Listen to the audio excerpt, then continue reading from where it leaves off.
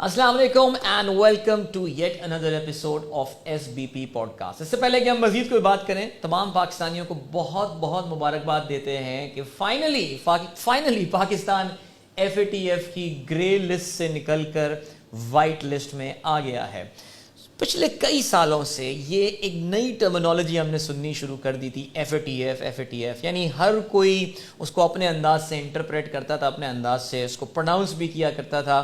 White list کیا ہوتی ہے, گرے لسٹ کیا ہوتی ہے, بلیک لسٹ کیا ہوتی ہے, یہ سوالات ہم سب کے ذہن میں تھے. ظاہر ہے بڑی ایفرٹ کی پاکستان نے, ریویوز ہو رہے ہوتے تھے اور ہمیشہ یہ خبر آ رہی ہوتی تھی کہ بس اب وائٹ لسٹ میں آئے, لیکن گزشتہ اختتام ہفتہ فائنلی پاکستان کو یہ اچھی خبر سننے کو مل ہی گئی. تو ہم نے سوچا کہ کیوں نہ اس بار اس پوڈ کاسٹ کو ہم FATF کے نام کریں, پاکستان کی اس ایلیویشن کے نام کریں, because the State Bank of Pakistan as a regulator اس نے ایک بڑا امپورٹنٹ رول پلے کیا ہے.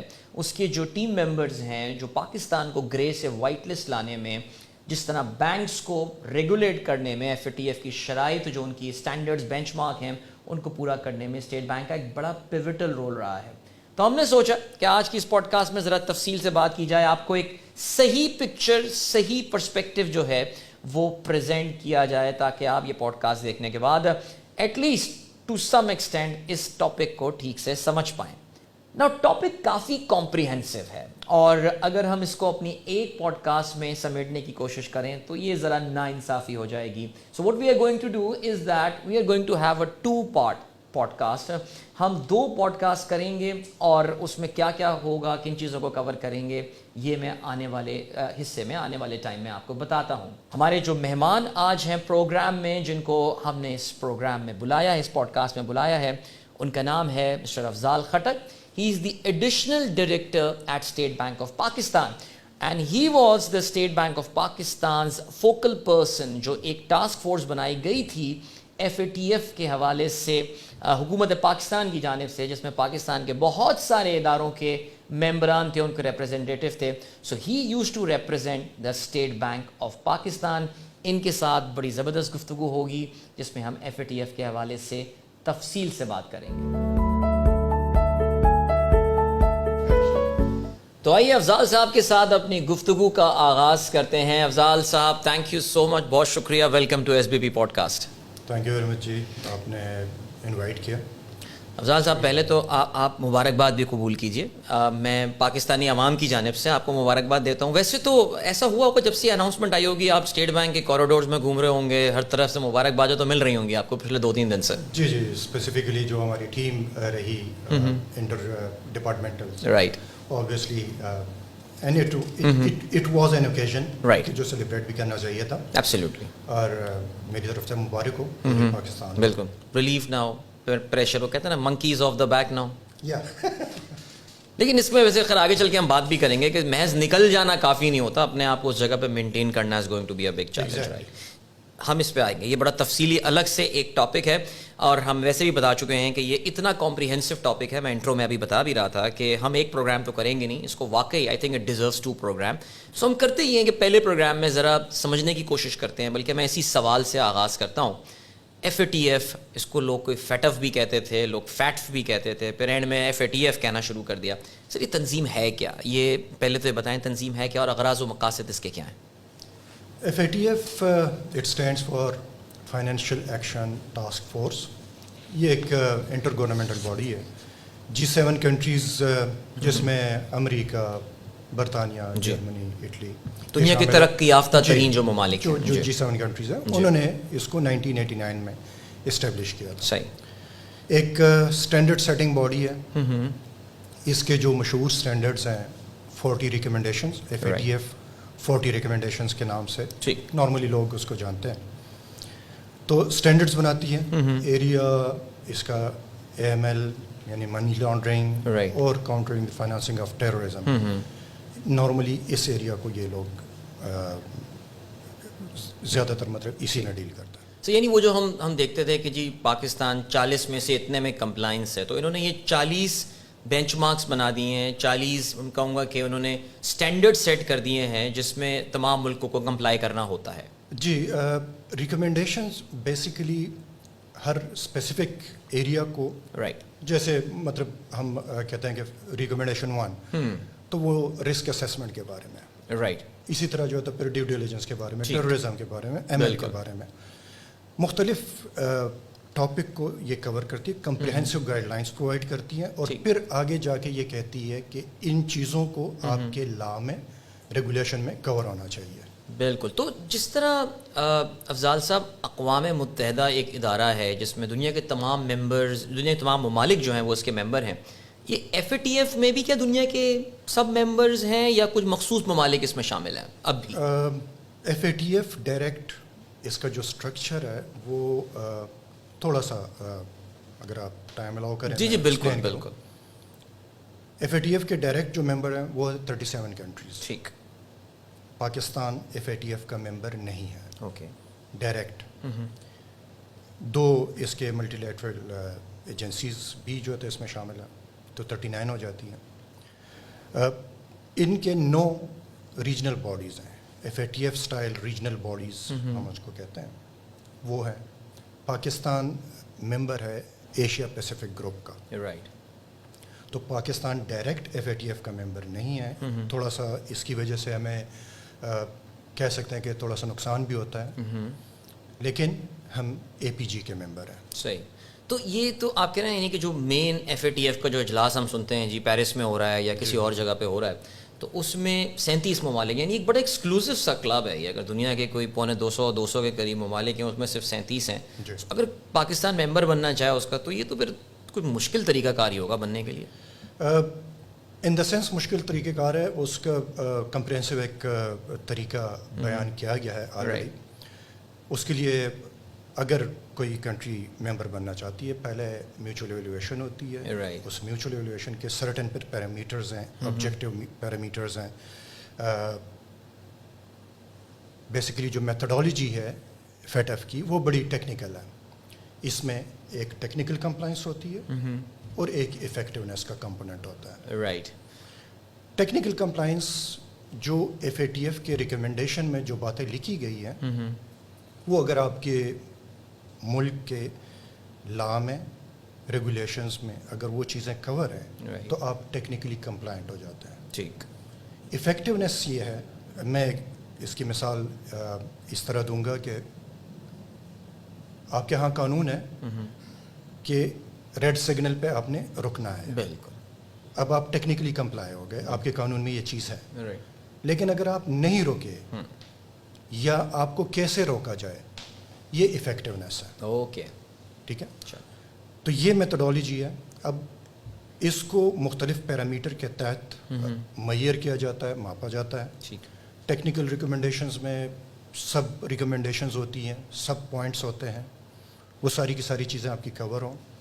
پھر ایک منیمم کرائٹیریا ہوتا ہے کہ آپ نے کتنے ٹیکنیکل ریکمنڈیشنز میں آپ کمپلائنٹ ہیں. اس کے بعد افیکٹونیس کا کمپوننٹ آ جاتا ہے, اس میں آپ کتنے افیکٹو ہیں. اور پھر اس کے بعد آپ کو ایگزسٹنگ ممبرس کی طرف سے نامینیشنز چاہیے, آپ کو سپورٹ چاہیے ہوتی ہے. تو اٹس یعنی لابینگ کرنی پڑتی ہے آپ کو ان ملکوں کے پاس جا کے کافی حد تک. یعنی وزارت خارجہ کا بڑا امپورٹنٹ رول, یعنی جو فائنانس منسٹری جو کر رہی ہے لیکن وزارت خارجہ کا رول بڑا آ جاتا ہے یہاں پہ. ایگزیکٹلی. رول جہاں تک کمپلائنس کا ذکر ہے تو اس میں تو سب کا رول آ جاتا ہے. اس میں ریگولیٹر بھی ہیں, ریگولیٹر اینڈ سپروائزرز جس میں اسٹیٹ بینک, SECP, DNFB, یہ سارے. اور منسٹری آف فارن افیئرس, ان کا رول نو ڈاؤٹ اس پورے پروسیس میں بڑا اہم ہے. بالکل. اچھا افضال صاحب, یہیں اس کی آپ کی اس بات سے 3-4 سوالات میرے ذہن میں آ گئے, لیکن ابھی میں ان کو ذرا پاک کرتا ہوں. یہ جو FATF نے جو اپنے 40 سٹینڈرڈز بنا لیے ہیں یا 40 انہوں نے ریکمنڈیشنز بنا دی ہیں کہ یہ آپ کے ملک قوانین کا حصہ ہونا چاہیے, یہ کیا لیگلی بائنڈنگ ہے؟ یعنی کیا قانونی طور پہ ہر ملک کے اوپر یہ لازم ہے کہ وہ ان پہ عمل کرے؟ لیگلی بائنڈنگ سے مراد اگر آپ یہ لے رہے ہیں کہ ہمارے کسی لا میں یہ لکھا ہوا ہے کہ FATF کی ریکمنڈیشن کو ہم نے فالو, میں یہ اس طرح کہنا چاہ رہا ہوں کہ جیسے نان پرولیفریشن ہے آف نیوکلیئر ویپنز, اقوام متحدہ کا ایک قانون کہتا ہے کہ جی کوئی بھی ملک جو ہے وہ نیوکلیئر ویپنز کو نہیں کسی دوسرے ملک کو وہ ٹیکنالوجی دے گا. آپ پہ لیگلی بائنڈنگ ہے, اگر آپ نے اس پہ عمل نہیں کیا تو آپ پہ پابندیاں لگ جائیں گی. تو کیا یہ اسی طرح کے قوانین؟ میں اسی طرف آ رہا تھا. جی, لا میں ڈائریکٹ FATF ریکمنڈیشن اس طریقے سے نہیں ہے کہ آپ نے اس کو کرنا ہے, لیکن اس کی امپلیکیشن ہے. اگر آپ نہیں کرتے تو اس کی امپلیکیشنز ہیں. رائٹ. جو ان کی میتھڈالوجی ہے, 3 طریقوں سے آپ نے گرے اور بلیک کا نام اس پروسیس میں تو آپ نے بہت ہی زیادہ سن لیا. جی ہاں, سنا ہوگا. Before explaining grey and black, اس کے طریقے ہیں, آبجیکٹو پیرامیٹرز ہوتے ہیں. رائٹ. گرے میں یا ہائی رسک کنٹریز میں یا ہائی رسک جورسڈکشن میں آپ کو کیسے شامل کیا جا سکتا ہے؟ اگر آپ کسی FATF اسٹائل ریجنل باڈی کے ممبر نہیں ہیں, آپ پارٹیسپیٹ نہیں کرتے اس پروسیس میں, تو آپ کو کھینچا جا سکتا ہے. ٹھیک. دوسری بات, اگر آپ کو کوئی FATF ممبر کنٹری, اس کو آپ کے بارے میں کوئی خدشات ہیں کہ یہاں پہ منی لانڈرنگ ہوتی ہے یا ٹیررزم فائنانسنگ ہوتی ہے اس کنٹری میں, وہ آپ کو نامینیٹ کر سکتا ہے. پھر ایک ڈیلیگیشن آتا ہے آپ کے کنٹری کو وزٹ کرتا ہے, اور اگر وہ ایلیگیشن سچ ثابت ہوتے ہیں تو آپ گرے میں چلے جاتے ہیں. تیسرا طریقہ ٹیکنیکل ہے, جو کمپریہنسو اسیسمنٹ ہوتی ہے, جس کو ہم میوچول ایویلویشن کہتے ہیں. اس کے ریزلٹس پہ اس کے مختلف 3-4 پیرامیٹرز ہیں. جیسے ایک پیرامیٹر میں ایکسپلین کروں, اگر 40 ریکمنڈیشنز ہیں, اگر آپ 20 ریکمنڈیشنز میں آپ پارشلی کمپلائنٹ ہیں یا نان کمپلائنٹ ہیں, تو آپ گرے میں چلے جاتے ہیں. صحیح. اوکے. اب جب آپ گرے میں چلے جاتے ہیں, پھر اس کے امپلیکیشنز ہیں. کافی ساری امپلیکیشنز ہیں, جیسے آپ کی ٹریڈ ٹرانزیکشنز پہ ریسٹرکشنز لگ جاتی ہیں, کاسٹ اس کی بڑھ جاتی ہے. رائٹ. اگر آپ بلیک میں چلے جاتے ہیں تو بلیک میں تو ظاہر ہے کوئی فائنینشیل انسٹیٹیوشن وہ تو آپ سے تعلق ہی نہیں رکھتا. اوکے. اور FATF کی ریکمنڈیشنز, میں ایک بات ایکسپلین کروں, یہ صرف فائنینشیل انسٹیٹیوشن تک ریسٹرکٹیڈ نہیں ہے. صحیح. اگر کوئی کنٹری, لیٹ سپوز آپ باہر ٹریول کرتے ہیں, جی, تو آپ کو کیش ڈکلیریشن کرنا پڑتی ہے. اب یہ بھی ایک FATF کی ریکوائرمنٹ ہے. اوکے. تو FATF کی ریکوائرمنٹ, اگر آپ والڈ کنٹری میں رہتے ہیں, آپ کے ارد گرد آپ نے دیوار بنا لی ہے, نہ کوئی باہر جا رہا ہے نہ کوئی اندر آ رہا ہے, نہ آپ کوئی ٹرانزیکشن کر رہے ہیں نہ کوئی آپ کے ساتھ ٹرانزیکشن کر رہے ہیں, نہ کوئی باہر سے پیسے بھجوا رہا ہے نہ آپ کوئی پیسے بھجوا رہے ہیں, تو شاید آپ FATF کے امپلیکیشن سے بچ جائیں. رائٹ. نہیں تو پھر آپ کو FATF کے ساتھ چلنا پڑتا ہے. FATF is part of your life. Absolutely. Sir ایک سوال افضال صاحب یہاں میرے ذہن میں آ رہا ہے کہ آپ نے کہا نا 1989 سے یہ آرگنائزیشن ایگزسٹ کری. اچھا, آئی آلویز تھاٹ کہ یہ شاید پوسٹ 9/11 دنیا جاگی کہ بھئی یہ کیا ہو رہا ہے, اور ہمارے اپنے ملکوں میں ہی فیسیلیٹیٹ کیا گیا ان چیزوں کو, تو چلو جی کچھ قوانین بناتے ہیں. بس پوسٹ افغان وار کی ہم بات کر رہے ہیں, فرسٹ افغان وار یہ آرگنائزیشن ایگزسٹنس میں آئی. ہم اس کا پہلے اتنا ذکر کیوں نہیں سنتے تھے؟ یہ پچھلے کوئی 4-5 سالوں میں ہم نے اچانک اس کا ذکر, جیسے پتہ نہیں, میں انڈین میڈیا دیکھتا ہوں تو ان کا تو لگتا یہی تھا کہ بس ان کا تو بس نہ چلے وہ پاکستان کو بلیک میں ہی رکھ دیں, وہ بلکہ کوئی بلیک کا بھی کوئی پچ ڈارک بلیک کوئی لسٹ بنا کے اس میں ڈال دیں پاکستان کو. بٹ یہ پہلے اس کی اتنی امپورٹنس کیا نہیں تھی جو اچانک ہو گئی ہے؟ یا we were very compliant earlier, suddenly we come in compliant? ویسے پاکستان کے لیے کہنا بڑا مشکل ہے, لیکن تھوڑا سا میری ذرا اس الجھن کو سلجھائیں سر. اچھا, ایک جو ریٹنگ کا میکینزم ہے, یہ انہوں نے لیٹلی یعنی 2000s کے بعد انہوں نے ریٹنگ کا میکینزم, یعنی یہ بلیک گرے اور وائٹ کی جو اس سے پہلے ان کی لسٹ گرے اور بلیک نہیں ہوتی تھی. ٹھیک. گرے اور بلیک کا نام بھی بہت ہی ریسنٹ ہے. ٹھیک.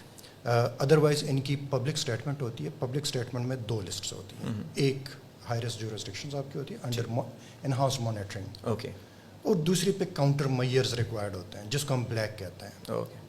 تو نارملی آپ کو ان کے لٹریچر میں گرے اور بلیک کا لفظ مشکل سے نہیں ملے گا. بالکل, یہ ایک نارمل لینگویج میں ہمارے ٹرمز ہیں اس کے لیے. رائٹ.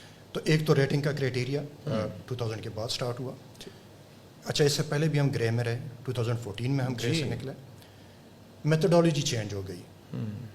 2012 کے بعد ایفیکٹونیس کا کمپوننٹ آیا. اس سے پہلے ٹیکنیکل کمپلائنس ہوا کرتی تھی, تو اس لیے زیادہ شور نہیں مچتا ہوتا تھا. آپ کو قانون میں کوریج کرنا پڑتی تھی. اگر لیٹ سپوز کوئی گیپ نکل آیا, آپ نے اپنے لا میں یا ریگولیشن میں اس چیز کو انکارپوریٹ کر دیا, تو بات ختم ہو جاتی تھی. صحیح. اب افیکٹونیس کا کمپوننٹ ہے. جب افیکٹونیس کا کمپوننٹ آتا ہے تو پھر اس پہ نو ڈاؤٹ میں تو اپنی پروگریس رکھ دیتا ہوں ان کے سامنے. میں تو انہیں کہتا ہوں کہ نہیں, آئی ایم ہائیلی افیکٹو, مجھ سے یہ والی چیز نہیں, یہ اس طرح کی ٹرانزیکشن نہیں نکل سکتی. لیکن وہ میرے سامنے کاؤنٹر آرگومنٹ جب رکھتے ہیں تو وہاں پہ ہمارا ایشو آ جاتا ہے. تو یہ جو جب سے افیکٹونیس کا کمپوننٹ آیا 2012 کے بعد, اس کے بعد فوکس جو ہے تو آئی تھنک دیٹ کلیریفائز. یا میرا خیال سے انہوں نے بھی اپنی میتھڈالوجی چینج کر دی اور شاید کہہ سکتے ہیں وی ور کاٹ آف گارڈ, اور ہم جو ہے وہ پھنس گئے کہ جی میں تو سگنل توڑ رہا ہوں لیکن مجھے تو کوئی پولیس والا روکتا ہی نہیں ہے. اس کا مطلب یہ کہ آپ نے قانون تو بنا دیا لیکن افیکٹونیس جو ہے اس کی نہیں ہے. زبردست ہے, زبردست. یہ پوائنٹ تو ہو گیا کلیئر. اچھا افضال صاحب, FATF کے حوالے سے اکثر یہ بات کی جاتی ہے, and I'll be very open in asking this question because اکثر میرے بھی ذہن میں یہ آتا ہے سلسلہ کہ دنیا کے بہت سے ترقی یافتہ ممالک ہوں گے یا ہم سے کہیں بڑی معیشتیں ہوں گی جو کہ پتہ نہیں ان 40 کے 40 اصولوں پہ پورا اترتی ہوں گے یا نہیں اترتی ہوں گی, لیکن کچھ ممالک پہ سختی کافی زیادہ ہو جاتی ہے. آئی مین ایک یہ پوائنٹ آف ویو اور ایک یہ پرسپیکٹیو ہے کہ FATF ایکچولی ایک پولیٹیکل ایک ٹول بن گیا ہے of some rich countries and all. جس طرح وہ آپ جانتے ہیں کہ سینکشنز کے حوالے سے بڑے سلیکٹیو ہوتے ہیں کہ جو ملک مجھے پولیٹیکلی پسند نہیں ہے اس پہ سینکشنز لگا دی جاتی ہیں کوئی بھی اچھی سی وجوہات ڈھونڈ کے. تو FATF بھی تو کہیں کوئی پولیٹیکل پلیٹ فارم نہیں ہے کہ جس کے تھرو ناپسندیدہ ممالک کو کنٹرول کیا جاتا ہو. ایک جنرل پبلک پرسیپشن ہے یہاں پہ. آئی مے ناٹ ایگری. دیکھیں میں نے انیشلی میتھڈالوجی بتائی, ایک ہے ٹیکنیکل کمپلائنس, ایک ہے افیکٹونیس.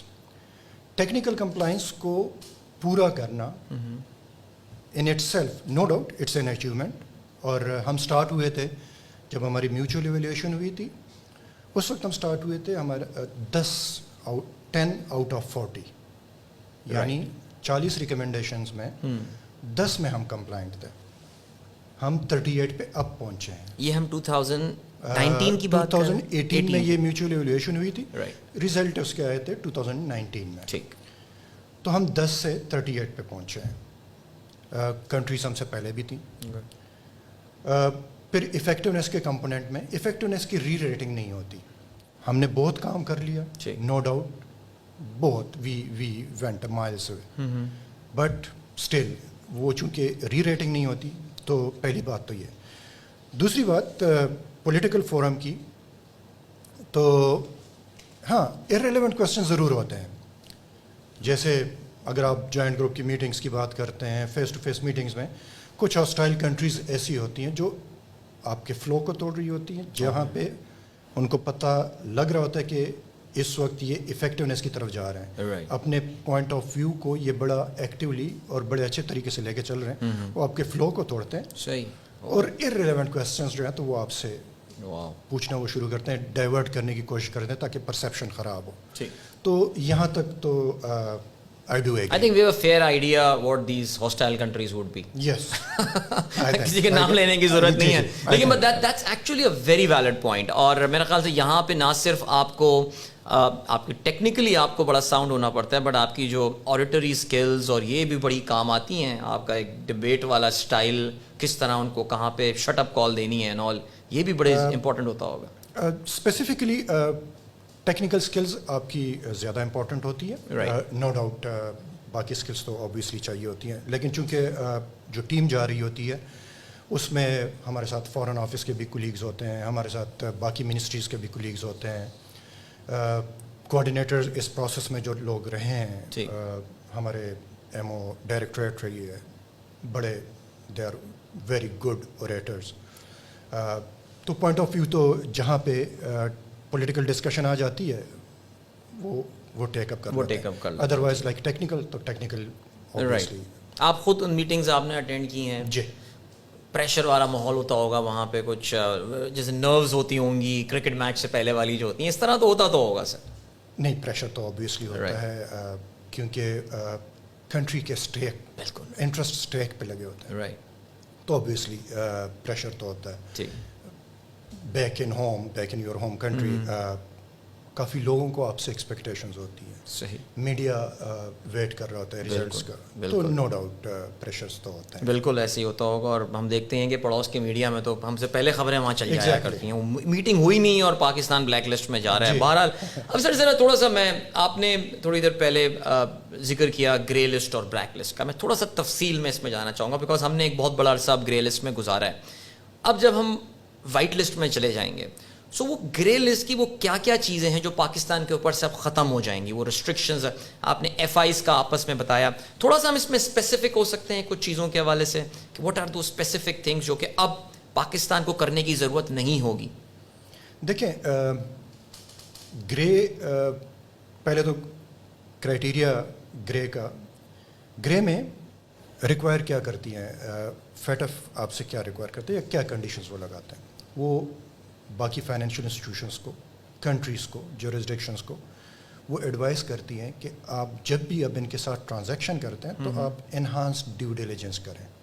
یعنی آپ ان سے وہ ریکارڈ مانگیں جیسے سورس آف انکم ہے اگر لیٹ سپوز, یا جو بھی ٹرانزیکشن, ٹریڈ کی کوئی ٹرانزیکشنز ہو رہی ہیں تو آپ اس کے بیک پہ جائیں, اس کا بینیفیشیل اونرشپ کس کے پاس ہے.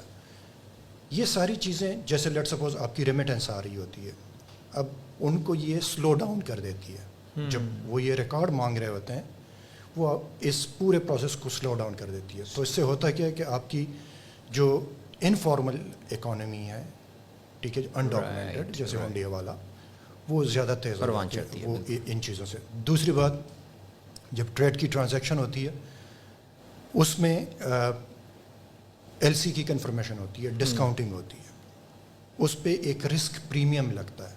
وہ رسک پریمیم بڑھ جاتا ہے جب آپ گرے میں چلے جاتے ہیں, تو رسک پریمیم بڑھ جاتا ہے, کاسٹ آف ٹرانزیکشن بڑھ جاتی ہے. کافی سارے امپورٹرز اینڈ ایکسپورٹرز وہ آپ سے ٹرانزیکشن کر نہیں پاتے. ان کو تھرڈ کنٹری کی جو ہے تو سم ٹائمز ویلیڈیشن کی, ایکسیپٹنس کی ضرورت ہوتی ہے, وہ ان کو نہیں مل رہی ہوتی یا ٹائم لگ رہا ہوتا ہے اس میں, تو وہ ٹرانزیکشنز اس طریقے سے. تو اب ہوپ فلی یہ ساری جو مشکلات ہیں یہ ختم ہو جائیں گی, تو آسانی ہو جائے گی. اور انویسٹمنٹ کا بھی اس سے تعلق, فورن انویسٹر کوئی اگر آ رہا ہو کسی ملک میں, تقریباً چیزیں جتنے بھی انویسٹر, تو آپ کو پتہ ہے سب سے زیادہ رسک ایورژن ان دا سینس میں کہوں گا, نو ڈاؤٹ رسک ٹیکر بھی ہوتا ہے, لیکن آبویسلی وہ رسک میٹیگینٹس اسے چاہیے, چونکہ یہ ایک ریڈ فلیگ ہوتا ہے آپ کے پورے پروسیس میں. جب بھی آپ کسی کنٹری پہ, اس کے بانڈس پہ, کسی بھی چیز پہ آپ ایکسپوجر لے رہے ہوتے ہیں, تو وہاں پہ وہ شائع رہتا ہے. اور چوتھی بات, جو ہمارے ملٹی لیٹرل جو ڈونرز ہیں جیسے آئی ایم ایف ہو گیا, ورلڈ بینک ہو گیا, وہ بھی آپ کو جب لون دے رہے ہوتے ہیں تو ان چیزوں کو وہ کنسیڈر کر رہے ہوتے ہیں, اور یہ ایک پارٹ ہوتا ہے ان کے ایجنڈے کا, بیفور کہ مطلب آپ یہ کنڈیشنز آپ میٹ کریں گے تو ہم آپ کو کے ساتھ آگے بڑھ سکتے ہیں. اور سر اگر یہ تو گرے لسٹ پہ تو بڑا کمپریہنسولی اب کلیئر ہو گیا, بٹ بلیک لسٹ کا تو مطلب یہ ہے کہ تمہارے ساتھ نہ ٹریڈ کرنی ہے, بینکس آپس میں جو آپس میں کورسپونڈنس بینکنگ ہوتی ہے وہ سب ختم, یہ ساری چیزیں تقریباً چیزیں ختم ہو جاتی ہیں, کیونکہ اس میں فیٹ آف ریکوائر کرتا ہے کہ جی کاؤنٹر میئرز آپ, اور کاؤنٹر میئرز میں پھر آگے جا کے وہ یہی کہتا ہے کہ جی ریسٹرکشنز. ٹھیک. تو آبویسلی کوئی بھی کنٹری, کوئی بھی فائنینشیل انسٹیٹیوشن وہ آپ کے ساتھ پھر ٹرانزیکشنز نہیں کرتا. آئی تھنک یہ کافی حد تک یہ والا جو پوائنٹ ہے سر یہ تو کلیئر ہو گیا ہے. اب ذرا آتے ہیں کہ جی پاکستان کے اوپر ایک اب تلوار لٹک رہی ہے بلیک لسٹ کی اینڈ آل. میں 2018 میں ایک بار پھر سے چلا جاتا ہوں, اور میں چاہوں گا کہ اپنے اس ڈسکشن کو پارٹ 1 کو ہم ذرا یہاں پہ ریپ اپ بھی کرتے ہیں, بیکاز پارٹ 2 میں ہم ذرا ڈیٹیل میں جائیں گے کہ پاکستان نے کیا کیا کیا, کیا مشکلات تھیں, کس طرح ہم نے ان کو اوور کم کیا. تو اب 2018 میں ہم نے دیکھا کہ جی ایک ابھی حال ہی میں جب ہم وائٹ لسٹ میں آئے تو اس وقت کے وفاقی وزیر جو غالباً اس انیشیٹو کو ہیڈ کر رہے تھے, انہوں نے ایک تصویر شیئر کی کہ ایک بہت بڑا گروپ آف پیپل کھڑا ہوا ہے جس میں انہوں نے کہا کہ جی یہ ہیرو ہیں جنہوں نے یہ سارا کام کیا ہے. So tell us about the constituents of that, وہ جو ایک کمیٹی بنائی گئی تھی اس میں کون کون سے اداروں کے لوگ تھے, اور باقی تفصیلات میں جانوں, مطلب کون کون سے وہ ادارے تھے جو کہ ممبر تھے ان کے. کوآرڈینیشن کے لیے سب سے پہلے ایم او ڈائریکٹریٹ, ہمارا جو ملٹری آپریشنس کا جو ڈائریکٹریٹ ہے, رائٹ, ان کو یہ رسپانسبلٹی دے دی گئی.